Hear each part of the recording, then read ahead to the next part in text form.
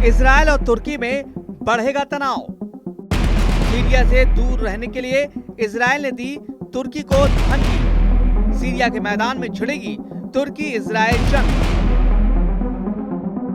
खाड़ी देशों में इजरायल के नाम से खलबली मची हुई है। लेबनान लहूलुहान है, ईरान परेशान है, गाजा में कोहराम है, सीरिया में संग्राम है। सब जगह सिर्फ इजरायल का ही नाम है।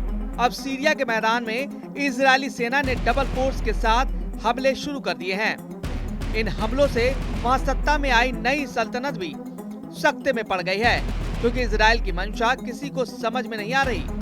सीरियाई मीडिया की रिपोर्ट के मुताबिक इजरायली सेना अब दक्षिण सीरिया के दारा इलाके में पहुंच गई है। वहां इजरायली सैनिकों और एचटीएस यानी हयात तहरीर अल शाम के लड़ाकों के बीच लड़ाई हो रही है।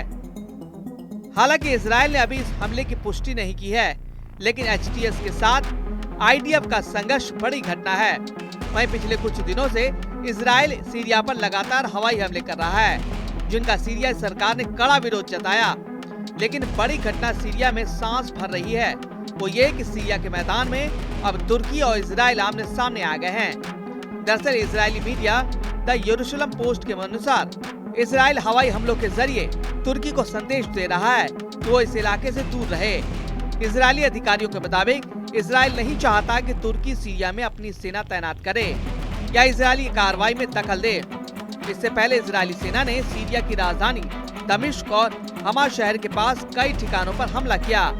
इसमें एक वैज्ञानिक रिसर्च सेंटर को भी निशाना बनाया गया। इजरायल लंबे समय से सीरिया में ईरान से जुड़े सैन्य ठिकानों और हिजबुल्लाह को मिलने वाले हथियारों पर हमला करता रहा है।